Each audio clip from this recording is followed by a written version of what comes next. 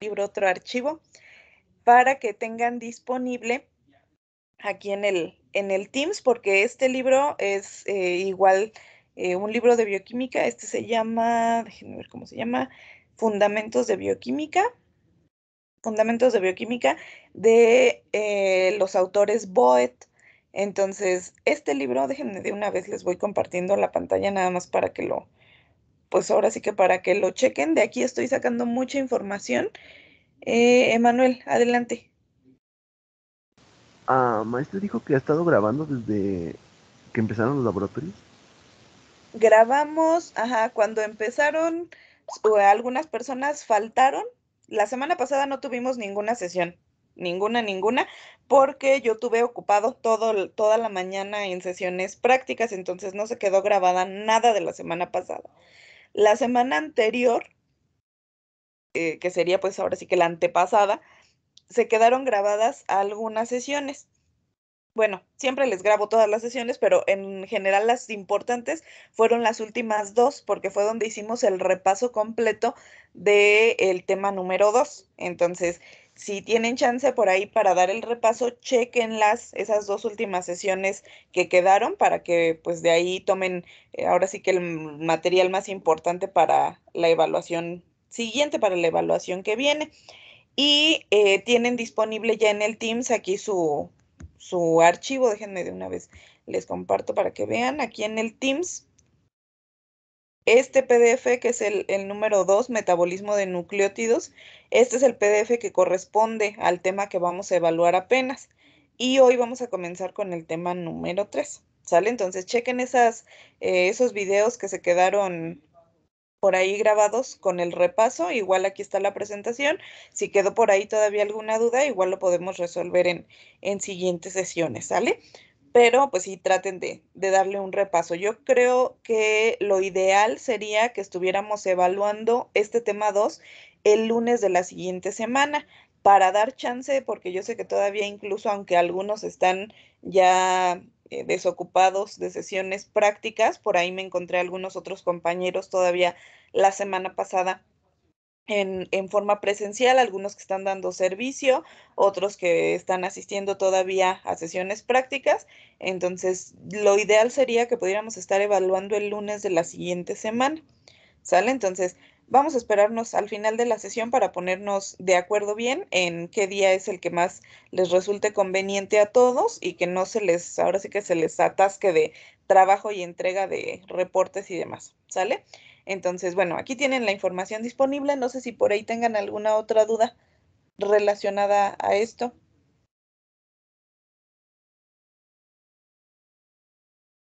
¿No? Ok. Entonces, bueno, les comparto esta parte de acá. Este archivo que les mencionaba ahorita se los voy a pasar. Está en inglés, es ventaja y desventaja. Acuérdense, ventaja porque pues les sirve para practicar y para ir realmente, pues ahora sí que mejorando su entendimiento del idioma, sobre todo en textos científicos. Desventaja que si pues traen por ahí de pronto el nivel muy bajito de inglés, pues sí nos conflictúa un tanto irle entendiendo. Pero igual el libro se los voy a dejar. Ahora sí que está buenísimo, es la última versión que hay de este libro Boet, y la verdad es que las imágenes están bien padres y viene mucha información muy facilita, muy digerible. Entonces, les dejo el archivo, porque bastante de lo que vamos a estar revisando en esta unidad, que de hecho es una unidad bastante corta, yo creo que la alcanzamos a terminar entre el día de hoy, mañana y los días que nos quedan de la siguiente semana, para estar igual evaluando. La unidad es bastante corta. Lo que les mencionaba es que algunos de los conceptos que vamos a estar revisando, por ejemplo, van a ustedes a recordar bastante lo que ya se revisó de asignaturas anteriores, correspondiente al metabolismo y a la función enzimática. Entonces, pues ahora sí que nada más es retomar conceptos básicos. Igual al final les dejo una presentación para que no tengan todo el contenido así como súper cargadísimo de puro libro. Y también, ya saben, hacemos nuestra revisión previa al examen. Esta unidad, otra vez les vuelvo a decir, es bastante corta, entonces déjenme paso para acá a nuestra presentación para ya irle empezando con este tema número 3. Entonces, déjenme hacer esto grande. Este tema se llama control y regulación metabólica. Entonces, fíjense bien, tema 1 se refirió a conocimiento del metabolismo del nitrógeno. Otra vez, ¿por qué? Pues porque forma parte de los dos grupos grandes de biomoléculas que tienen una importancia, pues ahora sí que básica para el funcionamiento celular. Unos que son los aminoácidos, que ustedes ya ubican desde semestres anteriores, y otro que son ácidos nucleicos, es decir, la parte básica, la parte fundamental de la estructura de información genética que tiene la célula. Entonces, bueno, ¿a qué se va a referir en este caso? Regulación del metabolismo. Lo vamos a abordar justo desde estas dos vías, o ya más bien como uniendo la interacción de la función enzimática con la función de la información genética, que a fin de cuentas es la que controla todo en la célula, cualquier metabolismo, cualquier ruta, cualquier reacción, etcétera, todo está regulado, todo va a estar dado en la información que contienen los ácidos nucleicos como tal, los nucleótidos que estuvimos revisando toda la unidad 2. Entonces, fíjense bien, pues primero retomamos un poquito los conceptos de metabolismo, anabolismo y catabolismo, que yo supongo que ustedes ya tienen bien característicos, ¿no? Bien identificados. El metabolismo, pues nos va a indicar en general cuál va a ser el proceso por el cual un sistema vivo adquiere y usa energía para llevar a cabo sus funciones. Es decir, mientras esté vivo, va a requerir el uso de energía. Y ese uso de energía va a estar dado de diferentes formas de acuerdo al sistema vivo. Fíjense bien cómo nos maneja sistemas vivos. ¿Por qué? Porque sistema, si retomamos otra vez el concepto, se refiere a lo que nosotros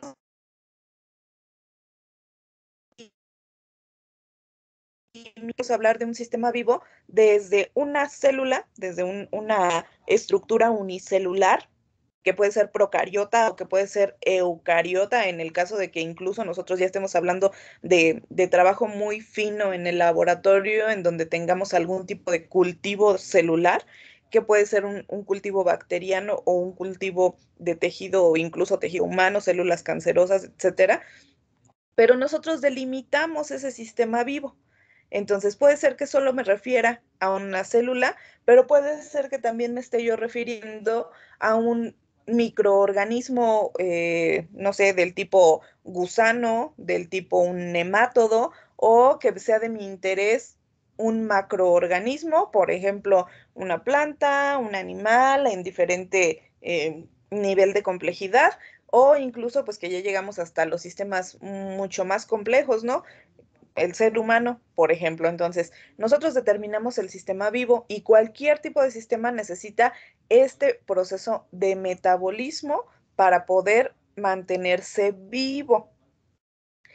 ¿Qué importancia tiene aquí que nosotros digamos para poder mantenerse vivo? Recuerden que vamos a estar identificando que existen sistemas, como por ejemplo los virus, que no se consideran sistemas vivos, que sí van a requerir el uso de una maquinaria como tal, por eso requieren un hospedero, pero no van a tener por sí mismos esa capacidad. Entonces, nosotros determinamos el sistema, nosotros determinamos qué es lo que nos interesa estudiar y como tal debe tener un metabolismo. Son características básicas de los organismos vivos, por ahí se acordarán. Características básicas: crecimiento, reproducibilidad, es decir, que deje descendencia, que tenga metabolismo,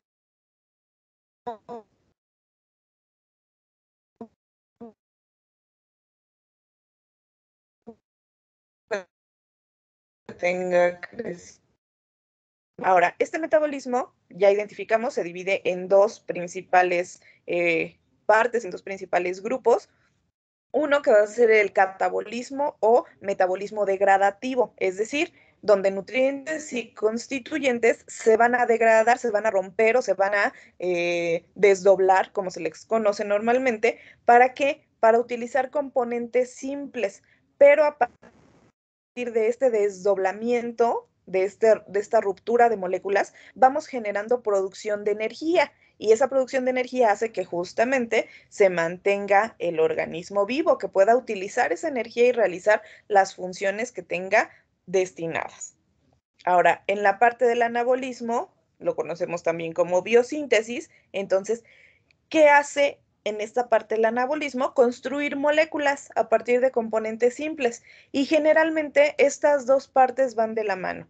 Mientras nosotros, por ejemplo, podemos pensar en el catabolismo que tenemos en el catabolismo de los mamíferos, donde ingerimos alimentos, rompemos a través de un proceso digestivo todas esas biomoléculas, desde la parte mecánica en la boca, la parte enzimática en el tracto digestivo, la parte de absorción en los intestinos, posterior transporte por el sistema sanguíneo, etcétera. Cuando tenemos ese posterior transporte y ya los nutrientes llegaron a las células más alejadas, entonces comenzamos con los procesos anabólicos, es decir, ya se desdobló, ya obtuve los nutrientes, ahora que necesito utilizarlos en esa forma simple para reconstruir las moléculas que el organismo necesite. Si necesito más proteína para las estructuras de los músculos, si necesito más cantidad de estructuras de transporte como la hemoglobina, porque necesito más oxígeno, si necesita un organismo, por ejemplo, que esté apenas en formación, que construcción de hueso, construcción de tejido, construcción de cualquier parte del organismo que se les ocurra, va a través del proceso anabólico. Entonces, normalmente se realizan las dos al mismo tiempo. Por un lado, degradamos para obtener partes simples, por otro lado, construimos a partir de esos componentes simples. Entonces, fíjense bien, hay varios conceptos clave que justamente es lo que les mencionaba, retomar un poquito lo que ustedes ya saben de otras asignaturas. Entonces, conceptos clave para el metabolismo. Primero, que vamos a tener una clasificación de organismos a partir de dónde obtienen la energía del medio ambiente, es decir, cómo van a consumir ahora sí que sus nutrientes y cómo van a necesitar agentes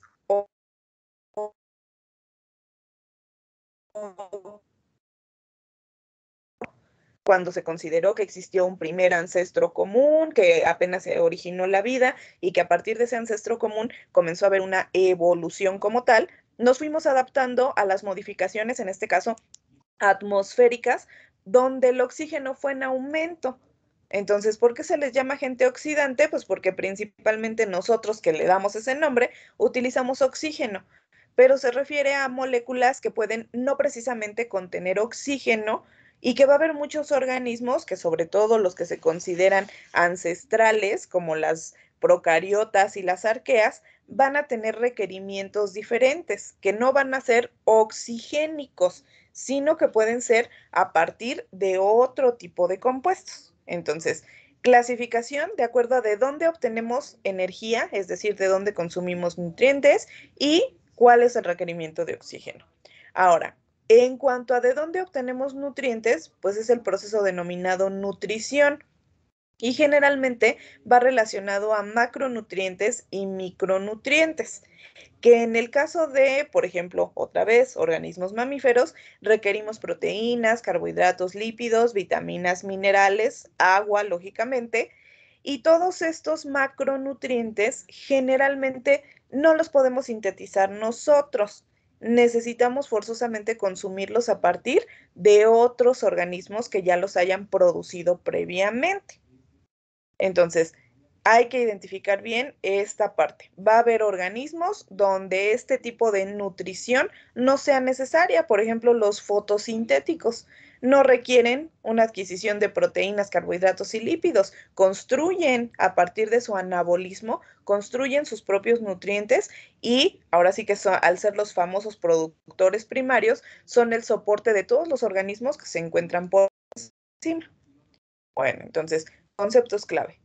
Tercero, rutas metabólicas. Aquí entramos retomando otra vez el concepto que ustedes ya vieron de bioquímica, donde mencionábamos hay rutas metabólicas que van a ser convergentes, es decir, a partir de muchos diferentes productos, perdón, a partir de muchos diferentes reactivos o de muchos iniciales compuestos, podemos llegar a formar un único producto final.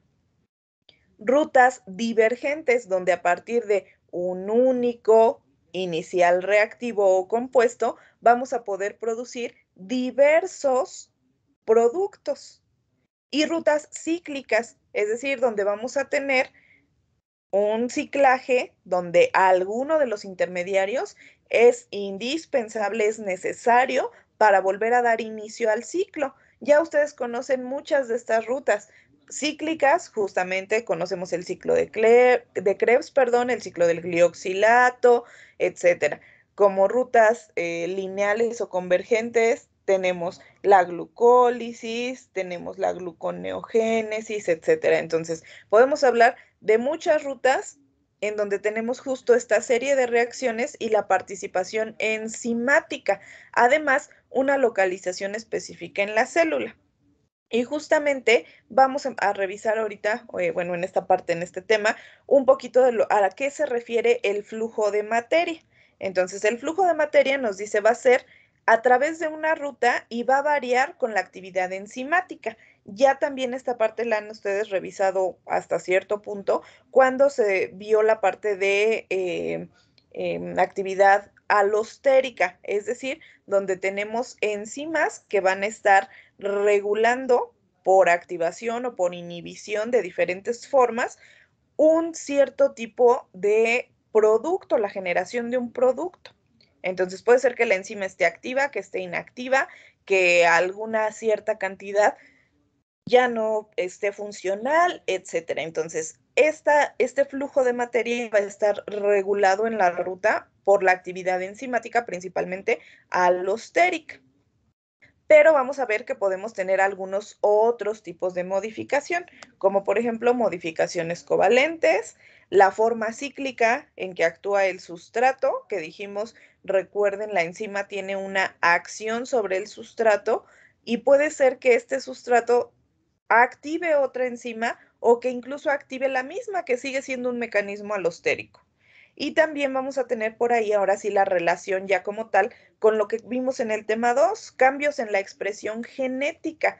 ¿A qué se va a referir esto? Pues a que literalmente la célula, todo lo que hemos venido mencionando que tiene en el interior de su núcleo como ácidos nucleicos, como material genético o información hereditaria, va a estar controlada. Pero ¿quién le va a dar ese control? Pues cualquiera de los fenómenos que existen ambientales que desencadene una respuesta al interior de la célula.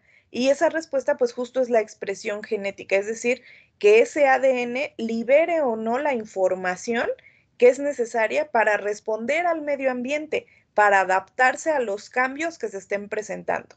¿Y cuáles pueden ser estos cambios? Pues ahora sí que cualquiera. Un cambio de temperatura, un cambio en la cantidad de nutrientes, si el organismo comió o no comió, un cambio en, no sé, en el pH, si nos encontramos en un sistema acuoso, etcétera. Cualquier cambio que exista nos puede llevar a desencadenar estos cambios de expresión genética y por lo tanto, pues las rutas metabólicas se van a adecuar, se van a adaptar a lo que estemos percibiendo del medio ambiente. Entonces, son partes clave, conceptos clave de lo que vamos a seguir revisando.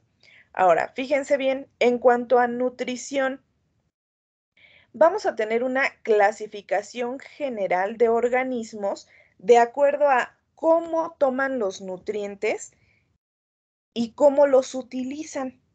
La clasificación principal que nosotros ubicamos son autótrofos y heterótrofos y normalmente lo que hacemos es identificar autótrofos, pues las plantas, los productores primarios, heterótrofos, pues todos los demás, todos los consumidores, desde primarios hasta secundarios, terciarios, cuaternarios o el que a ustedes se les ocurra, todos somos heterótrofos porque no producimos nuestros alimentos. Entonces, chéquense bien porque hay una segunda, ahora sí que una subclasificación en este caso de los autótrofos. No solamente son plantas, bacterias verdes y algas del mar, que son las que hemos venido mencionando siempre. Vamos a tener por ahí algunos otros organismos involucrados. Entonces, fíjense bien, autótrofos. Sintetizan sus componentes a partir de moléculas simples. Por ejemplo, agua, dióxido de carbono, pues son las famosas plantas, bacterias y algas verdes. Amonio o amoníaco, perdón, en este caso, amoníaco y ácido sulfídrico. Estos dos, si se fijan bien, bueno, incluso el agua, pero los autótrofos al utilizar CO2 se considera una parte de rutas orgánicas. Sin embargo, estos dos, el amoníaco y el ácido sulfídrico, van a estar como compuestos inorgánicos. Entonces vamos a tener por ahí esta subclasificación en donde tenemos organismos quimiolitótrofos, es decir, principalmente vamos a tener arqueas y bacterias que van a tener que tomar sus componentes, sus moléculas simples para el metabolismo, lo van a tener que tomar a partir de el ambiente en el que están, generalmente rocas.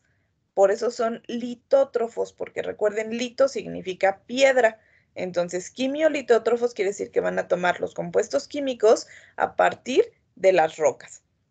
Entonces, ¿qué es lo que se va a oxidar? En este caso, justamente compuestos inorgánicos. Por ejemplo, el amoníaco, el ácido sulfídrico o incluso compuestos de hierro. Esto es bien interesante porque justamente aquí hablamos de hierro en un estado en el cual no se encuentra fácilmente disponible para otros organismos. Entonces, este tipo de bacterias generalmente o de arqueas que tengan metabolismo de esta forma van a ser una parte muy importante en los ciclos biogeoquímicos de ciertos nutrientes, como por ejemplo justamente azufre, nitrógeno o hierro.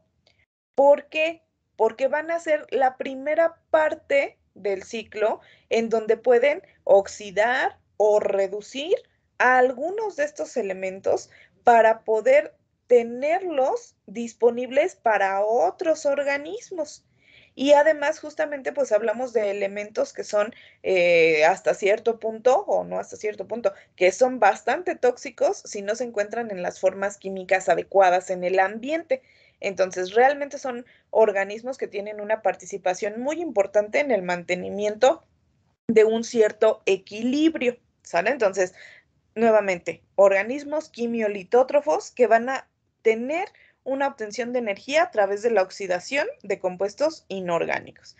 Entonces, aquí tenemos los ejemplos, en este caso, el amoníaco con un requerimiento de oxígeno, el ácido sulfídrico, igual con un requerimiento de oxígeno, y un carbonato de hierro, igual con un requerimiento de oxígeno. Entonces, ahora, la siguiente clasificación que tenemos son los organismos fotoautótrofos. Chéquense bien, aquí sí están involucrados todos los que hemos mencionado, plantas, bacterias verdes y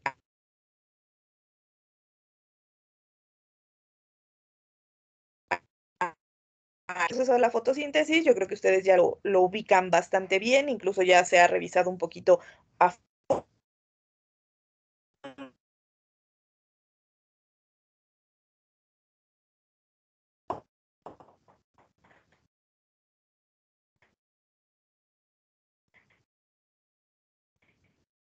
en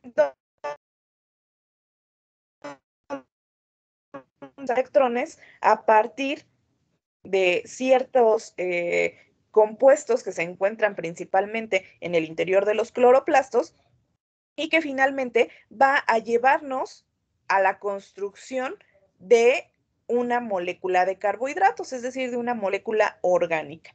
Entonces, en el caso de los organismos fotoautótrofos, pues conocemos bien sus requerimientos. Dióxido de carbono ambiental, agua y lógicamente minerales que se pueden encontrar en el suelo, principalmente en el caso de las plantas, o en el agua en el caso de bacterias y algas. Y vamos a necesitar el proceso de abastecimiento energético. Entonces, ¿para qué nos va a servir todo esto? Para la producción de carbohidratos principalmente.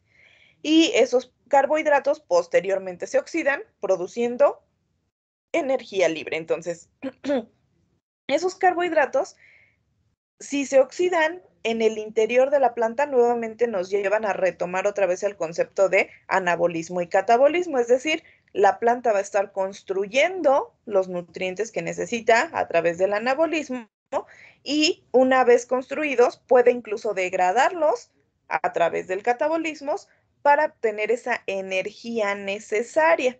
Y viene otra vez un poquito retomar las fases, fase de reacciones luminosas y fase de reacciones oscuras o de la fase oscura de la fotosíntesis. Entonces, tenemos nuevamente los dos lados del proceso metabólico. Ahora, si identificamos a los heterótrofos, pues ahí entramos nosotros y la mayoría de los organismos animales, sobre todo, en donde tenemos la obtención de energía a través de la oxidación de compuestos orgánicos, pero de la oxidación de compuestos que nosotros debemos obtener a partir de otros organismos. No podemos producirlos nosotros, entonces tenemos que tener una suplementación como tal a partir de organismos autótrofos. ¿Sale? Entonces, es la primera parte, la primera clasificación de organismos de acuerdo al proceso de nutrición. Ahora, de acuerdo al agente oxidante, también vamos a tener una clasificación. Recuerden aquí arriba, incluso mencioné otros hablando de que todos presentaron un requerimiento de oxígeno. Sin embargo, sobre todo, volvemos nuevamente a que no somos los únicos organismos que existen, pero al ser los más complejos, idealmente se asume que por el proceso evolutivo llegamos a estas adaptaciones. Sin embargo, cuando nosotros hablamos o mencionamos organismos que vienen ahora sí que de tiempos ancestrales y que se conservaron y hasta cierto punto lograron adaptarse y los ambientes no fueron tan cambiantes en donde permanecieron, vamos a tener agentes oxidantes diferentes. Entonces, fíjense bien, nosotros, por ejemplo, entramos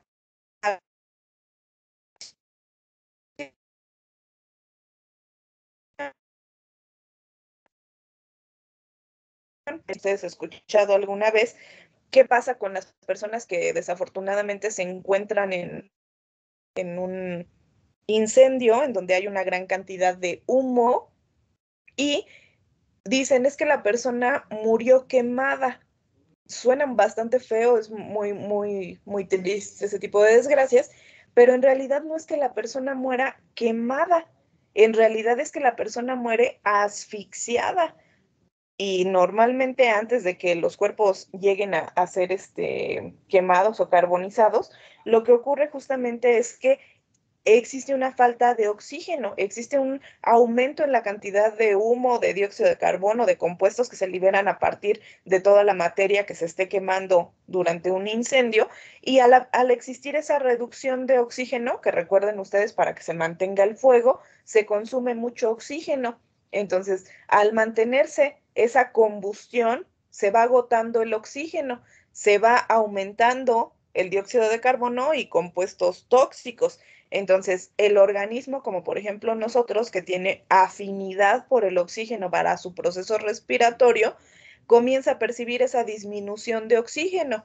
Y algunas otras moléculas, como el dióxido de carbono, también tienen afinidad en la hemoglobina. Y de hecho, la afinidad es más alta que en el oxígeno. Entonces, al existir esa afinidad, pues lo que ocurre es que nuestro organismo se satura con dióxido de carbono, pero pues esa no es la molécula ideal para nuestro proceso, para nuestro metabolismo. Entonces, ¿cuál es la respuesta del organismo? Pues un desmayo. Entonces, por ahí habrán visto seguramente en alguna película, ojalá nadie le haya pasado realmente alguna experiencia cercana de este tipo, pero por ahí en las películas sí de pronto aparece que cuando ya entran a tratar de sacar a las personas, muchas de esas personas ya están desmayadas. ¿Por qué? Pues porque justamente existió esta deficiencia de oxígeno. Entonces, la primera respuesta es desmayarse.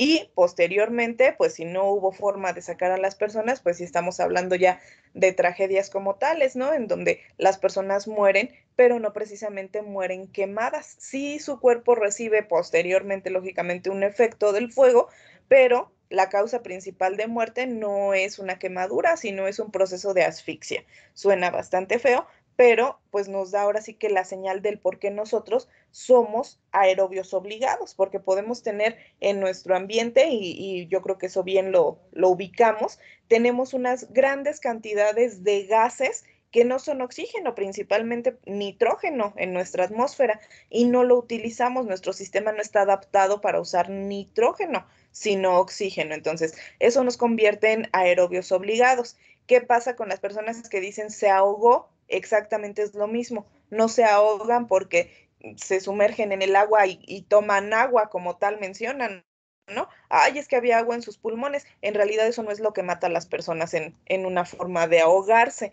sino otra vez vuelve a ser lo mismo. ¿Por qué una persona en el agua muere? Pues porque en realidad muere de asfixia, porque en el agua no hay una cantidad adecuada de oxígeno para poderla nosotros respirar, además de que lógicamente los cambios de estado son muy distintos, entonces no para tomar oxígeno de un ambiente líquido.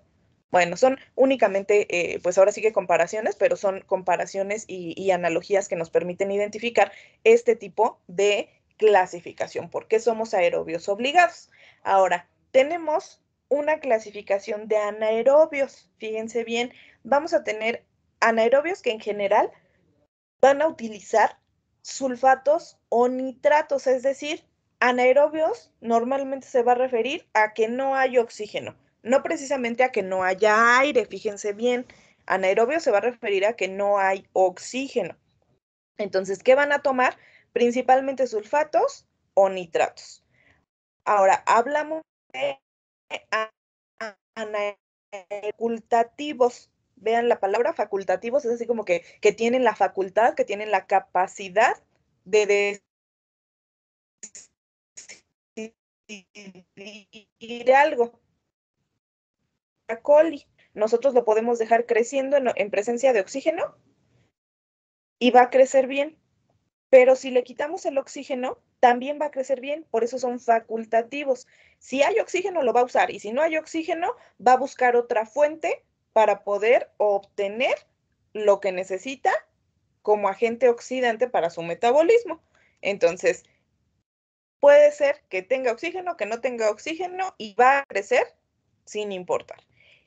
Y tenemos también a los anaerobios obligados.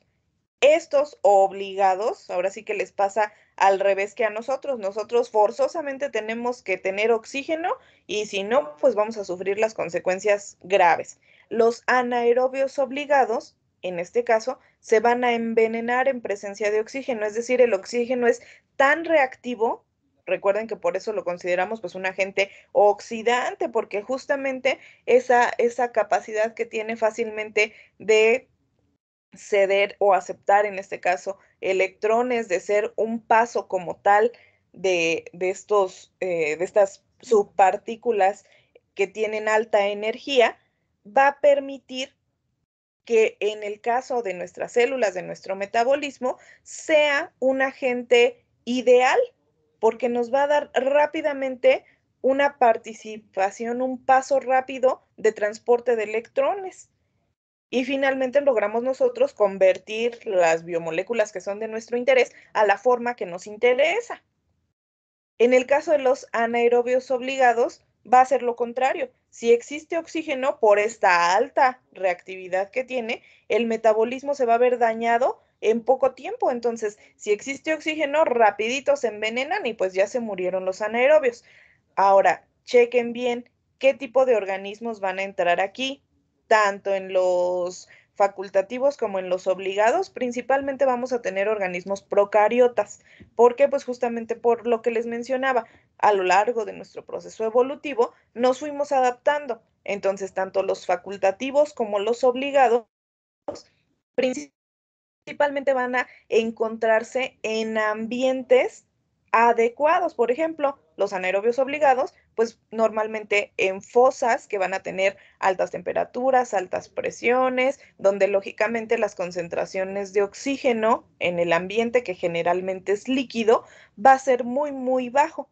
Entonces no van a tener esa presencia tan fácilmente y por lo tanto, pues a lo largo de la historia han podido evolucionar y mantenerse, de forma que hasta la fecha, pues podemos llegar a encontrarlos en algunos ambientes específicos del planeta. Entonces, es nuevamente una clasificación, no la pierdan de vista, aerobios y anaerobios que pueden ser facultativos u obligados.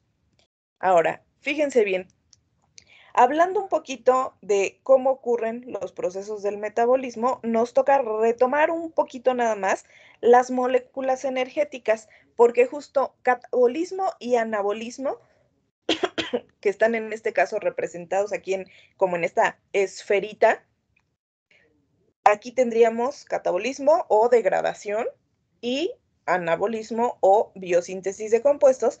Van a estar regulados los procesos por la participación de moléculas energéticas, como cuáles. El famoso NAD fosfato en este caso, oxidado reducido, moléculas de ADP que se pueden transformar en moléculas de ATP. En este caso, ácido fosfórico que nos presentan, que también es, sabemos, un donador de grupos fosfato. Y en el caso de la biosíntesis, chequen, la biosíntesis nos lleva a la formación de metabolitos complejos o biomoléculas de gran tamaño, y la degradación, pues a partir de estas moléculas de gran tamaño, obtener productos simples. Entonces, necesitamos forzosamente la participación de estas moléculas que ustedes ya, creo yo, ubican bastante bien de asignaturas anteriores, en donde en cada ruta metabólica existe participación, producción o desgaste, es decir, se necesita un aporte energético como tal de estas biomoléculas. Entonces, en todos los procesos van a ser requeridas. Ahora, tenemos acá del lado derecho un ejemplo como tal de el ATP como compuestos de alta energía o de baja energía, que también creo yo ya nos queda, pues ahora sí que a lo mejor hasta sobrado mencionárselos, de tanto que lo repasan, tal vez ya lo tienen más que sabido, en donde tenemos moléculas de alta energía conforme mayor sea la cantidad de grupos fosfato, moléculas de baja energía conforme cedan esos grupos fosfato. Y de igual forma vamos a tener justamente biomoléculas que se consideren de alta energía y biomoléculas que se consideren de baja energía, como cuáles, como el fosfoenolpiruvato, el 1,3-bifosfoglicerato o la fosfocreatina. En el caso de los de baja energía, la glucosa 6-fosfato y el glicerol 3-fosfato. Entonces, son compuestos, o si recordamos, porque a lo mejor ya hasta recuerdan bien la estructura de las moléculas, van a ser compuestos que, por ejemplo, en el caso de este de aquí, pues solo tiene un grupo fosfato, igual también el glicerol 3-fosfato. Sin embargo, los de acá, por ejemplo ya tienen más de un grupo fosfato. Entonces, conforme tengamos moléculas energéticas, vamos a poder identificar esa parte. Si son de baja energía, si son de alta energía, y cuál sería la expectativa si encontramos estas moléculas participantes. Entonces, si normalmente las encontramos en un proceso de biosíntesis, se va a requerir el aporte energético. Si normalmente hablamos de un proceso degradativo, normalmente se va a generar algo de energía. Entonces, ahí tenemos ahora sí que otra vez los dos lados del proceso metabólico como tal. Entonces, aquí ya nada más tenemos, por ejemplo, una representación del catabolismo, que nos sirve para retomar un poquito pues, la imagen general de qué es lo que ocurre, sobre todo con los principales grupos de biomoléculas que hablamos generalmente en organismos superiores, en mamíferos principalmente. Entonces, si revisamos un esquema general de cómo funcionan estos procesos metabólicos, podemos nosotros retomar a partir de cualquiera de estos grandes grupos proteínas, carbohidratos o polisacáridos en este caso, y lípidos, en este caso, triacilgliceroles. ¿De qué están constituidos? Proteínas de aminoácidos, polisacáridos de estructuras básicas de glucosa y triacilgliceroles, pues de una estructura de glicerol con cadenas de ácidos grasos. ¿Qué pasa a través de un proceso degradativo, de un proceso catabólico? Si recordamos, empecemos por el de en medio, polisacáridos, se va a ir por un proceso de glucólisis, genera piruvato, luego a partir de un complejo piruvato deshidrogenasa, genera acetil-CoA, se va esta molécula al ciclo del ácido cítrico, generando dióxido de carbono y lo que se libere a partir de estas rutas degradativas se va a la fosforilación oxidativa o cadena de transporte de electrones y generamos finalmente energía. Recuerden aquí, en varios puntos, en varias partes de la ruta como tal de degradación, vamos a tener producción de ATP y producción de poder reductor, en este caso NAD reducido y FAD reducido, que va a ser necesario en algunas otras rutas. Entonces, por eso aquí nos presentan tan cíclico, pues ahora sí que tan completo el esquema general del proceso metabólico. Si nosotros partimos, en este caso, de proteínas, tenemos la degradación a aminoácidos y ya también esta parte la estuvimos revisando. Vamos a tener procesos de desaminación que nos pueden llevar hasta la producción de urea para excreción o podemos tener el reciclaje de de algunas estructuras como tal de las biomoléculas de aminoácido y generamos ya sea piruvato, acetil-CoA o alguna parte, como por ejemplo recordando aquí el aspartato que se transforma posteriormente en oxalacetato para introducirse al ciclo del ácido cítrico. O si partimos de la degradación de lípidos de triacilgliceroles, o recordamos por ahí un poquito la beta oxidación, y finalmente alguno de esos productos puede nuevamente dar una regeneración a piruvato o a moléculas de acetil-CoA directa por la beta-oxidación para posteriormente ingresarse en un ciclo siguiente que nos permita obtener energía. Entonces, tenemos un esquema general, sabemos que el metabolismo funciona de esta manera y también podemos pensarlo de forma inversa a través de los procesos de anabolismo. Entonces, si aquí tenemos glucólisis, pues en la parte inversa, la parte que nos lleva desde piruvato hasta glucosa y luego posteriormente a la construcción de polisacáridos, estaríamos hablando de la gluconeogénesis o de la biosíntesis de lípidos que también ya revisamos o del proceso de biosíntesis de proteínas que puede ser a partir del reciclaje de aminoácidos o a partir de la construcción de novo de estas estructuras. Entonces, vamos a tener todos estos procesos mezclados, pero sí es bien importante identificar que en todos ellos hay una participación enzimática prácticamente en todas las reacciones químicas. Y bueno, ahorita ya se nos está acabando el tiempo. La siguiente sesión vamos a continuar revisando un poquito otra vez qué pasa con estas enzimas, qué características generales tienen que justamente nos permiten que sean necesarias para estos procesos metabólicos, que sean tan específicas para una reacción química y no ahora sí que generales para poder hacer cualquier reacción química y que tengan procesos regulatorios especiales. Entonces, bueno, hasta aquí prácticamente vamos a dejar esta parte de las rutas metabólicas. La siguiente sesión continuamos un poquito con esta parte, con rutas en sitios específicos y características enzimáticas. ¿Hasta aquí alguna duda, chicos? ¿Preguntas o comentarios de lo que estamos revisando?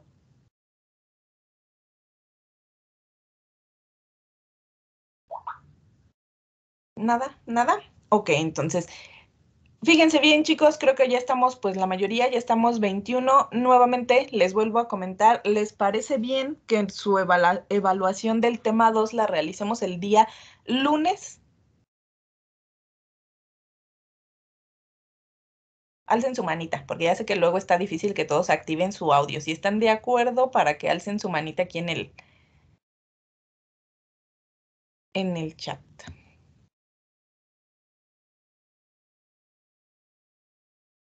Ok, chicos. Muy bien, pues sí, son mayoría. Ok, muy bien, entonces estaríamos realizando el formulario correspondiente el día lunes y pues igual chequen la información si tienen chance desde hoy, ahí está la presentación, se quedó el video, por si hubiera alguna duda, preguntas o algo todavía de la sesión, perdón, del tema 2, lo revisamos la siguiente sesión para que lleguen ahora sí que con todo al examen y pues sería todo por la sesión de hoy. Chicos, pues que tengan un bonito día y nos vemos la próxima. Gracias, maestra, igualmente. Sale, Gracias, bye maestra. bye, chicos.